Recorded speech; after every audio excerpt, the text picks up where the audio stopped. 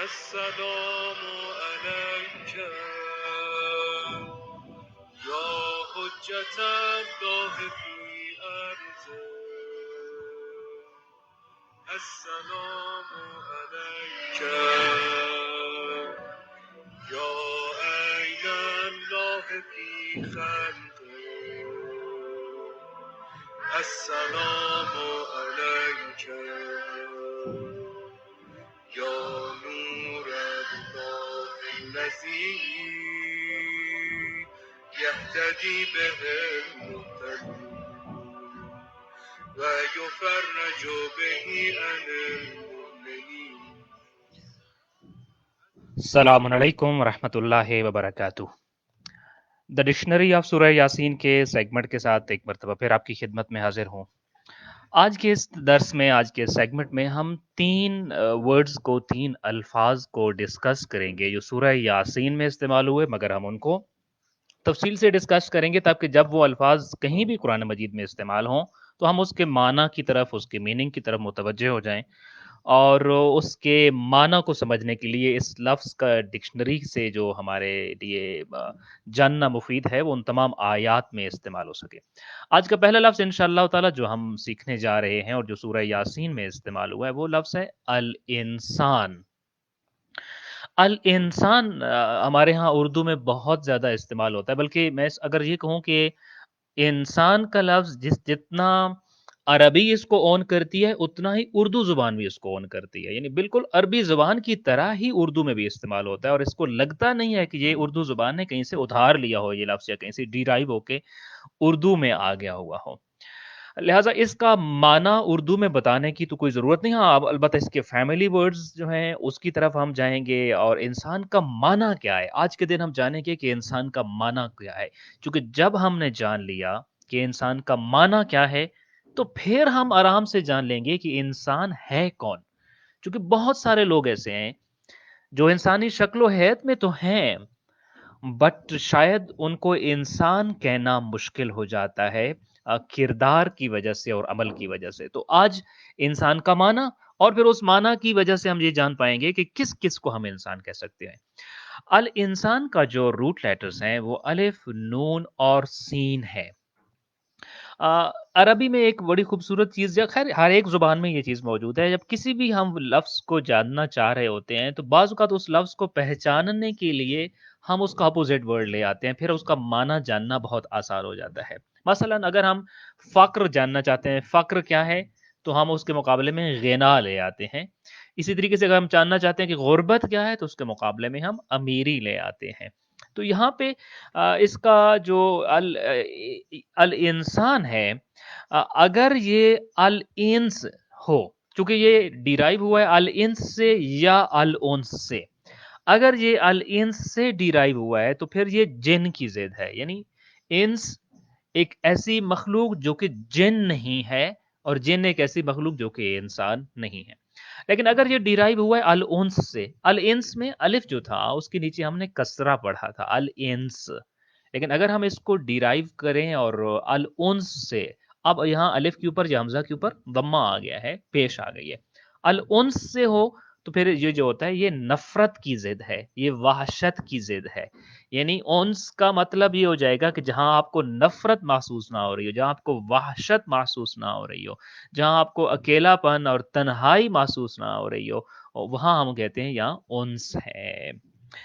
اچھا، یہ لفظ جیسے میں نے عرض کیا کہ انتہائی مانوس الفاظ میں سے ہے، اور اردو میں اس کا اس قدر استعمال ہے کہ یہ اردو ہی کا لفظ ہمیں معلوم ہوتا ہے۔ قرآن مجید میں لفظ الانسان 65 ٹائمز یوز ہوا ہے، 65 بار استعمال ہوا ہے، اور انس چونکہ اسی کی فیملی کا ایک ورڈ ہے وہ 18 ٹائم جو ہے 18 مرتبہ استعمال ہوا ہے۔ میں خواہش کروں گا اپنے تمام ویورز سے، سننے والوں سے، کہ اگر آپ کو کبھی موقع ملے اور آپ فارغ وقت میں کچھ نیا پڑھنا چاہتے ہیں، کچھ نیا جاننا چاہتے ہیں قرآن مجید سے، تو میں آپ سے صرف یہ کہوں گا کہ اپنے سامنے قرآن مجید کھول لیجئے، اور قرآن مجید کا کوئی ایک سرچیبل انجن، ایک سافٹ ویئر آپ کے پاس ہونا چاہیے، وہاں آپ صرف لکھیے الانسان، اور الانسان سے ریلیٹڈ 65 آیات آپ کے سامنے آ جائیں گی۔ ان 65 آیات کو ترجمے والے قرآن میں جا کر ون بائی ون پڑھتے جائیے تو آپ الانسان کے بارے میں پی ایچ ڈی کر لیں گے۔ کہ अल इंसान यानी इंसान क्या है, इसके बारे में। और ये आपको इवन आपको किसी तफसीर में भी शायद जाने की ज़रूरत ना पड़े और उसकी कोई डिटेल में भी जाने की ज़रूरत ना पड़े। तो अल इंसान कुरान क्या कहता है? चूँकि इंसान का जो खालिक है, वही कुरान को भेजने वाला है, वही मंबा है कुरान का भी। तो वो इंसान के बारे में जो कुछ वो डिस्कस करता है और जो उसका एनालिसिस और तबसरा और तज्ज़िया इंसान के बारे में कुरान ने किया है, वो दुनिया की कोई किताब, कोई ओरेटा, कोई दानिशवर, कोई फिलॉसफर, कोई कभी कर सकता ही नहीं है। सो एक चीज़ अल इंसान के हवाले से जान लीजिए, 65 टाइम इस्तेमाल हुआ कुरान मजीद में। और इसका जो दूसरा जो अब फैमिली आप कह लीजिए हरूफ असली हैं या रूट लेटर्स हैं, इंस, वो 18 टाइम इस्तेमाल हुए हैं। अच्छा, अल इंसान किससे डिराइव हुआ और इसका माना क्या है? इसके बारे में दो अकवाल पाए जाते हैं, मतलब दो नजरिए हैं इसके बारे में, इंसान के बारे में। पहला नजरिया ये है या पहला कौल ये है कि ये लफ्ज उन्स से और उनसियत से निकला है, जैसे मैंने अभी पहले आपको इशारा किया इस चीज की तरफ। अच्छा, उन्स क्या है या उनसियत से जब अल इंसान निकला है तो इसका माना क्या है? यानी किसी चीज से उन्स पाना, किसी चीज से मानूस हो जाना, किसी चीज से लगाव रखना, किसी चीज में रगबत रखना, किसी चीज से अपनाव की कैफियत का महसूस करना। मसलन मैं एक चीज बताता हूं अभी आपको, अलबत्ता ये अरब में कैसे इस्तेमाल होता था उस चीज को बताता हूं। अरब जो हैं वो अरब लोगों के यहाँ जब वो गधे घर में रखते थे जो घर में पाले जाते, यानी पालतू गधे जब होते थे तो उनको अल हुम्रुल इंसिया कहते थे, जो कि खुद इसी रूट लेटर से निकला है। अल हुम्रुल इंसिया यानी वो जानवर या वो गधे या वो डोंकीज की जो इंसानों से मानूस हो गए हों और जिनको अपने घरों में पालते हों। वो नहीं कि जो जंगली थे और जो इंसानों के ऊपर अटैक करते थे या इंसानों से कम मानूस नहीं थे और इंसानों के करीब नहीं आते थे। सो अल हुम्रुल इंसिया यानी जो वो जानवर जो मानूस हो गए हैं इंसानों के साथ, इंसानों के करीब रहते हैं और उनके साथ जो है वो इंटरेक्शन करते हैं। अच्छा, इसी तरीके से ये अल इंसान यानी मानूस हो जाने वाली मखलूक, किसी चीज से लगाव रखने वाली मखलूक, किसी चीज के साथ अपनाइयत की कैफियत महसूस करने वाली मखलूक को अल इंसान कहते हैं। अच्छा, इंस से चूंकि इंसान निकला है तो याद रखिए इंस से ही उनास भी निकलता है और इंसियुन भी निकलता है। ये कुरान मजीद में ये सारे अल्फाज इस्तेमाल हुए हैं।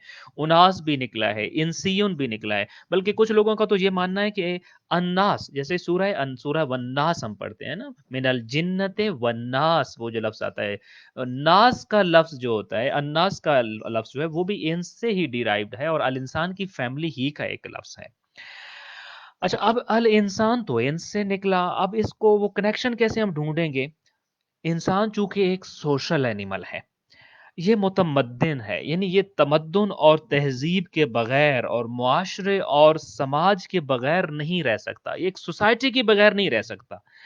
और ना ही अगर ये रहना चाहे तो अकेला रहना चाहे तो अकेला अपनी जिंदगी की तमाम जरूरियात को, नेसेसिटीज को, कंफर्ट्स को हासिल नहीं कर सकता, पूरा कभी भी नहीं कर सकता। इंसान एक दूसरे की तरफ मोहताज भी होता है और एक इंसान एक दूसरे के साथ मानूस भी होता है। तहजीब तभी बनती है, मुआशरा तभी बनता है, सोसाइटी तभी बनती है, कल्चर तभी बनता है जब एक से ज्यादा लोग एक दूसरे से इंटरेक्शन करते हैं। अलबत्ता इस हालत में करते हैं कि उनके दरमियान ओन्स पाया जाता होता है, लगाव पाया जाता होता है, अपनाइयत एक दूसरे के साथ पाई जाती है। जब इस तरह का इंटरेक्शन होता है तो उसकी वजह से एक मुआशरा जन्म लेता है, एक तहजीब जन्म लेती है, एक कल्चर जन्म लेता है, एक सोसाइटी पैदा होती है उस चीज से। लिहाजा हम ये देखते हैं कि इंसान की जिंदगी का जो बुनियाद है वो बाहमी ओन्स के ऊपर है, वो मोहब्बत के ऊपर है, वो आपस के मेल जोल पे है, वो एक दूसरे से इंटरेक्शन करने पे है, वो एक दूसरे से लगाव रखने में है, वो एक दूसरे से अपनाव की कैफियत को महसूस करने में है। यानी इंसान का जो इंसानों के साथ इंटरेक्शन है वो वहशत की भी जिद है और नफरत की भी जिद है। यानी इंसान की इंसानों के साथ इंटरेक्शन में जब कभी भी वहशत आने लग पड़े या नफरत आने लग पड़े तो समझिए कि अब इस मुआशरे से इंसानियत उठना शुरू हुई है। क्योंकि इंसान या इंसानियत की जो बुनियाद थी वो उन्स था, वो लगाव था, वो प्यार था, वो अपनाव था। अपनाव यानी किसी चीज को अपनाना, टू ओन, अपने मुआशरे को ओन करना, अपने मुआशरे के लोगों को ओन करना। जब हम ओन नहीं करते बल्कि एक दूसरे से वहशतनाक होने लग पड़ते हैं, अजनबी होने लग पड़ते हैं। इंसान तो वो था जो ओन करता था, जो अपनाता था, जो लगाव की कैफियत महसूस करता था, जो उन्स की कैफियत, जो किसी को अपने करीब करता था। جب وہ قریب نہیں کرتا، جب وہ لگاؤ نہیں رکھتا، جب اجنبیت آتی ہے، جب ایک دوسرے کے ساتھ ٹکراؤ آتا ہے، تو اس معاشرے میں انسانیت دم توڑ رہی ہوتی ہے، اور جس معاشرے میں انسانیت دم توڑ رہی ہو وہاں در حقیقت انسان ناپید ہو جاتے ہیں۔ لہذا چونکہ اس انسان کا نام رکھا ہی انس کی وجہ سے گیا ہے، انسان کا نام رکھا ہی محبت لگاؤ کی وجہ سے گیا ہے، تو اس انس کی وجہ سے اس کا نام انس یا انسان پڑ گیا ہے۔ اب یہ بات سمجھنے کے بعد کہ الانسان کا معنی اب آپ نے سمجھ لیا، الانسان کیا ہے؟ اب یہاں سے ایک بات مجھے اور آپ کو سمجھنی ہے، وہ یہ کہ جب تک ہمارے اندر انس و محبت ہے، باہمی محبت ہے، ایک دوسرے کے ساتھ میل جول ہے، انٹریکشن ہے، لگاؤ ہے، اپناؤ ہے، تب تک ہم انسان ہیں۔ اور اگر یہ جذبے جب ختم ہو جائیں تو لفظ انسان بھی ہم پر صدق نہیں کرتا، یعنی انسان کا لفظ بھی ہم سے پرایا ہو جاتا ہے، انسان کا لفظ بھی ہمارا بیگانہ ہو، انسان کا لفظ ہمارے اوپر فٹ بیٹھتا ہی نہیں ہے، کیونکہ انسان کے لفظ فٹ بیٹھنے کے لیے وہ کوالٹیز چاہیے، لہذا میں مستحق ہی نہیں ہوتا، میں اس قابل ہی نہیں ہوتا کہ مجھے انسان کہا جائے جب باہمی انس و محبت، میل جول، پیار لگاؤ، اپناؤ کی کیفیتیں اٹھ جائیں، جس کی وجہ سے مجھے انس یا انسان یا انسیون یا الانسان کہا گیا تھا۔ یہ لفظ ہی بیگانہ ہو جاتا ہے مجھ سے جب میرے کردار میں یہ چیزیں آ جاتی ہیں۔ تو کم از کم اس لفظ کا پیغام جو قرآن مجید میں 65 ٹائمز یوز ہوا ہے، اور میں نے آپ سے عرض کیا کہ ان آیات کو کبھی اپنے طور پہ انجوائے کریں گے آپ، کہ قرآن انسان کے بارے میں کیا کہتا ہے، الانسان یہ، الانسان وہ، الانسان ایسا ہے، الانسان ویسا ہے۔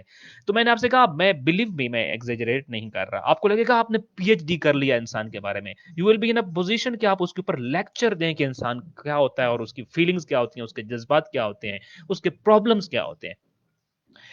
ابھی تک ہم نے یہ جانا اور ایک پیغام کے ساتھ جانا، انس یا یہ انسان وہ ہے جس کے اندر انس ہے، جس کے اندر محبت ہے، جس کے اندر بھائی چارہ ہے، جس کے اندر انسانوں کے ساتھ میل جول ہے، جس کے اندر انسانوں کے ساتھ لگاؤ ہے، اور جس کے اندر انسانوں کے ساتھ انٹریکشن کی فیلنگز ہیں، جس کے اندر انسانوں کے ساتھ اپناؤ کی اور اپنائیت کی اور ان کو اون کرنے کی فیلنگز ہیں، وہی انسان ہو سکتا ہے۔ اس کے علاوہ کوئی انسان نہیں ہو سکتا۔ یہ ڈکشنری کہتی ہے، یہ لغت کہتی ہے کہ اس کو انسان کے لفظ سے مت پکارو، کوئی اور لفظ وضع کر لیجئے بے شک اس کے لیے۔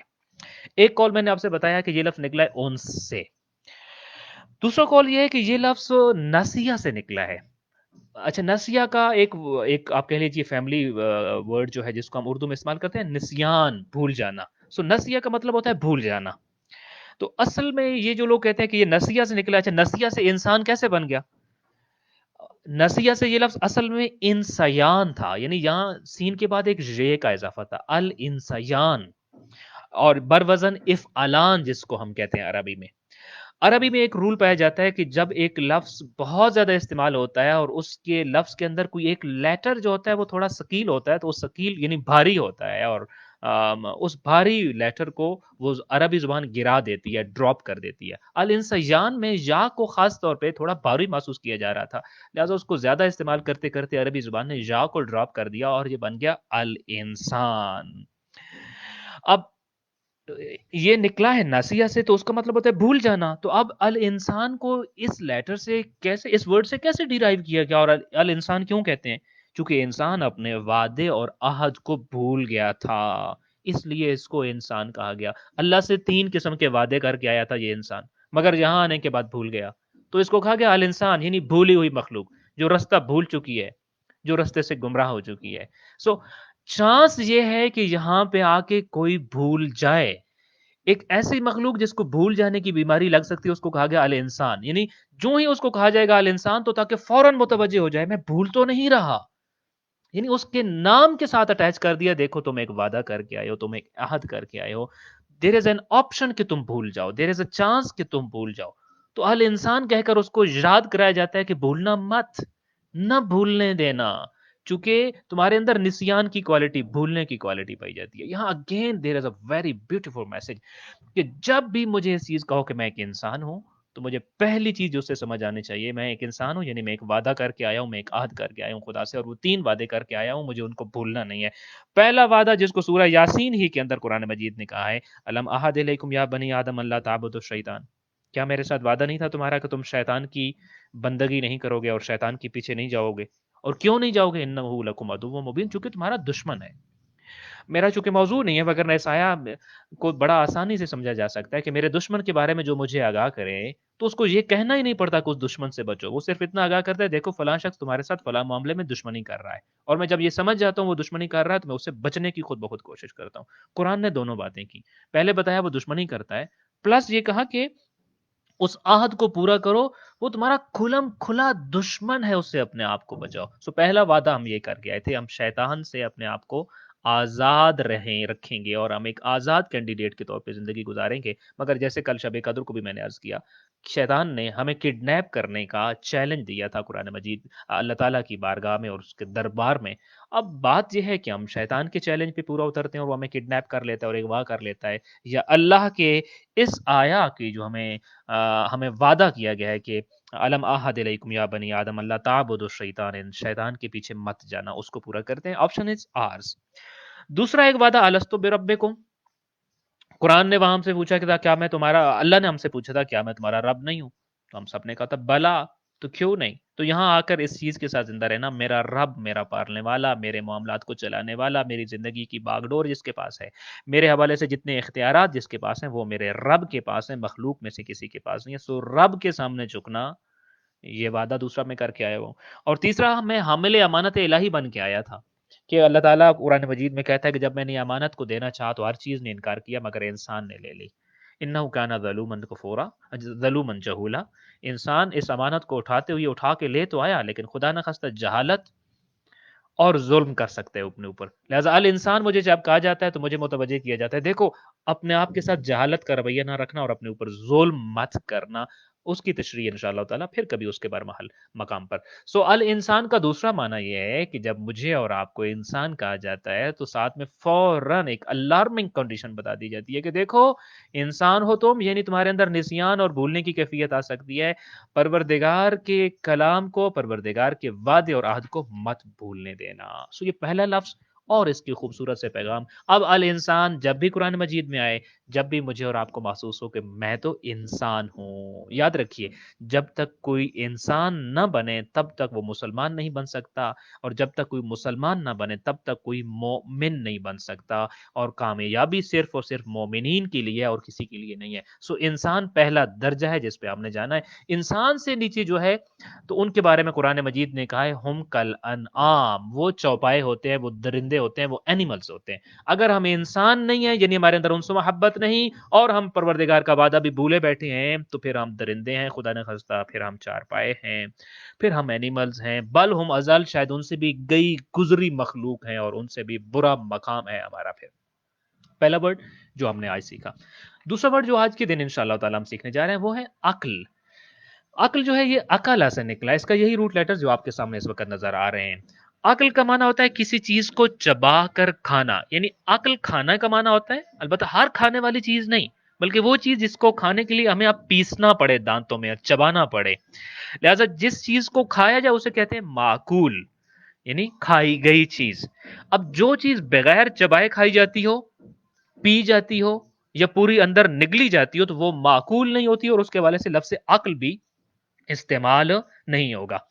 قرآن مجید میں کھانے کی فیملی کے بہت سارے الفاظ استعمال ہوئے ہیں، عقل کی فیملی کے بہت سارے الفاظ استعمال ہوئے ہیں، ان میں سے ایک لفظ عاقل ہے یعنی کھانے والا، معقول یعنی جو چیز کھائی گئی ہو، اوکولن ایک لفظ قرآن مجید میں استعمال ہوا ہے، اس سے مراد ہوتا ہے کھانے کی حالت، یعنی the condition in which this action is taking place، کھانے کا عمل کس حالت میں ہو رہا ہوتا ہے، کھانے کی حالت یا کھانے کا عمل یا کھانے کی وجہ جو ہوتی ہے اس کو اوکولا کہا جاتا ہے۔ اور قرآن مجید میں ایک اور چیز لفظ استعمال ہوا اکالون، یہ مبالغہ کا صیغہ ہے، بہت زیادہ کھانے والے، زیادہ کھانے والے۔ البتہ اس کو پھر میں جیسے بعد میں عرض کروں گا کہ عقل ابتدائی طور پہ تو اس چیز کے لیے تھا کہ جو چیز چبا کر کھائی جاتی ہو، لیکن بعد میں اس نے ٹریول کیا اس میننگ نے اور ایک اور طرف چلا گیا جس کو انشاءاللہ ہم تھوڑی دیر میں ڈسکس کرتے ہیں۔ تو اب قالون میں صرف کھانا کھانے والے ہی نہیں، وہ چیزیں کھانے والے بھی آئیں گے جس کی طرف ابھی ہم انشاءاللہ تعالی اشارہ کریں گے۔ سورہ الحجرات میں ایک لفظ استعمال ہوا ہے جو ہمیں بہت زیادہ متوجہ کرتا ہے، جب بھی ہم عقل پڑھیں تو وہ لفظ ہمارے ذہن میں آتا ہے کہ ایحب احدکم ان یاکل لحم اخیہ میتا، کیا تم میں سے کوئی یہ پسند کرتا ہے ان یاکل کہ وہ کھائے لحم اخیہ میتن، اپنے بھائی مردہ بھائی کا گوشت، جو کہ غیبت کے حوالے سے ایک پکچرائز کیا گیا ہے سین کو. سو وہاں یاکولا کا لفظ استعمال ہوا ہے، یعنی کھانا. اسی طریقے سے سورہ فیل میں ایک لفظ استعمال ہوا ہے اور وہاں پہ کہا گیا کاسف معقول، ان ہاتھی والوں کو ایسے بنا دیا جیسے اسف ہوتا ہے بھوسا، جانور جب بھوسا کھا لیتے ہیں. معقول یعنی جیسے ابھی میں نے آپ سے کہا عقل کی فیملی سے کھایا گیا، چبایا گیا، ٹکڑے ٹکڑے کیا گیا. تو کاسب معقول یعنی کھایا ہوا بھوسا. اچھا، اب چونکہ کھانے کے لیے ہمیں زیادہ تر مال کی ضرورت ہوتی ہے، سب سے زیادہ مال ہی کی ضرورت ہوتی ہے کھانے کے لیے، کیونکہ جب تک مال نہیں ہے، مال و دولت نہیں ہے، تب تک کھانے کی چیزیں نہیں آئیں گی. جب کھانے کی چیزیں آئیں گی نہیں تو کھائی کیسے جائیں گی؟ سو چونکہ کھانے کے عمل کے پیچھے ایک سب سے بیس میں ایک جو چیز پڑی ہوئی ہے وہ مال و دولت ہے. جب تک مال و دولت نہیں ہے کھایا نہیں جاتا. تو اسی لیے العقل ایک لفظ عربی زبان میں موجود ہے جس کا معنی ہوتا ہے مال خرچ کرنا، پیسہ خرچ کرنا. میں نے جیسے بھی کہا نا، اس لفظ نے ٹریول کیا، اس کا ٹریول ہسٹری کیا، کھانے کے لیے یہ لفظ آتا تھا، مگر کھانے سے پہلے چونکہ مال کی ضرورت ہوتی تھی تو لہٰذا اس لفظ نے ٹریول کرتے ہوئے دوسرا معنی پکڑا، اور وہ ہوتا ہے مال خرچ کرنا، صرف کرنا، ٹو اسپینڈ منی. جیسا کہ قرآن مجید میں آتا ہے وَلَا تَأْكُلُوا أَمْوَالَكُمْ بَيْنَكُمْ بِالْبَاطِلِ وَلَا تَأْكُلُوا، ڈونٹ اسپینڈ اموالکم، اپنے اموال کو، اپنی مال و دولت کو، بینکم اپنے درمیان، بالباطل نا حق، یعنی اپنے درمیان اپنے مال کو نا حق کبھی خرچ مت کرو، نا حق خرچہ مت کیا کرو اپنے مال کا اپنے درمیان میں، خوشیوں میں، غمیوں میں، انٹریکشنز میں، میل جول میں، پیسے کو فضول خرچی میں آپس میں نہ اڑایا کرو. سو عقل کے دو معنی ہمیں پتہ چل گئے. ایک معنی یہ ہے ہم جو کچھ کھاتے پیتے ہیں، اور دوسرا معنی یہ ہے کہ ہم جو کچھ خرچ کرتے ہیں. قرآن مجید نے اس بارے میں ہمیں متوجہ کیا ہے کہ دیکھو ہم جو کچھ کھاتے پیتے ہیں اس کے حلال اور اس کے پاک و پاکیزہ ہونے ضروری ہے، اور جو کچھ ہم خرچ کرتے ہیں اس کا بھی حلال کمائی سے کمایا جانا ضروری ہے. سو ہم جہاں یہ لفظ پڑھیں تو ہمارے ذہن میں یہ دو باتیں آنے چاہیے کہ میں جو کچھ کھا پی رہا ہوں اس کو میرے لیے پاک، پاکیزہ، حلال، طاہر اور جائز ہونا چاہیے، اور جو کچھ میں پیسہ خرچ کر رہا ہوں اس کو بھی حلال کی کمائی سے ہونا چاہیے. البتہ میں جہاں اس کو سپینڈ کر رہا ہوں وہاں بھی باطل نہیں ہونا چاہیے، فضول خرچی نہیں ہونی چاہیے. تیسرا ورڈ جو آج کے دن میں انشاءاللہ تعالیٰ ہم سیکھیں گے وہ ہے علم. علم کا معنی ہوتا ہے رنج و غم. ہمارے یہاں اردو میں یہ لفظ قدرے استعمال ہوتا ہے. المناک ہم ایک لفظ کہتے ہیں، بڑی المناک، بہت المناک حادثہ پیش آیا، ہم ایک لفظ استعمال کرتے ہیں. اسی طریقے سے ہم عموماً ایک لفظ استعمال کرتے ہوتے ہیں آپ کو کوئی رنج و علم نہ پہنچے. یہ وہی علم ہے جو ہم اردو میں اس طرح سے استعمال کر رہے ہوتے ہیں. علم کا معنی ہوتا ہے درد یا بہت زیادہ اور سخت درد. اچھا، اسی سے ایک لفظ بنا ہے علیم، اور دا ڈوئر آف دا ایکشن آپ کہہ لیجئے. اس کو ہم علم یعنی درد، علیم یعنی کہ درد پہنچانے والا یا دردناک. جس کو ہم دردناک وہی چیز ہوتی ہے جو ہمیں علم پہنچاتا ہے، جو ہمیں درد پہنچاتا ہوتا ہے. یہ دا ڈوئر آف دا ایکشن ہو جائے گا. ایکشن تھا علم، درد. دا ڈوئر آف دا ایکشن جس کو ہم عربی میں کہتے ہیں فاعل. علیم فعیلن کے وزن پر ہے لیکن فاعل کے معنی کو دے رہا ہے یہاں پر. جیسا کہ ہم قرآن مجید میں پڑھتے ہیں علیم العذاب، یعنی وہ تکلیف یا وہ عذاب جو درد میں انتہا کو پہنچا ہوا ہوتا ہے، وہ علیم العذاب ہوتا ہے. تو اسی وجہ سے اب چونکہ علم کا معنی دردناک تھا تو زندگی کی تمام ناخوشگوار واقعات کو علم کہتے ہیں عربی زبان میں. تو وہ جتنے بھی ناخوشگوار واقعات ہیں وہ علم ہیں، جبکہ اس کے مقابلے میں جتنے اچھے واقعات ہیں، خوشی پہنچانے والے واقعات، ان کے لیے لذت کا لفظ استعمال ہوتا ہے. قرآن مجید میں عذاب علیم کا لفظ کئی مرتبہ استعمال ہوا ہے. جب قرآن میں عذاب علیم کا لفظ استعمال ہوتا ہے تو اس کا معنی یہ ہوتا ہے کہ انسانی اعمال اور غلط انسانی اعمال کے جو دردناک اور تکلیف دہ اور درد انگیز نتائج ہوتے ہیں ان کو ہم کہتے ہیں عذاب علیم.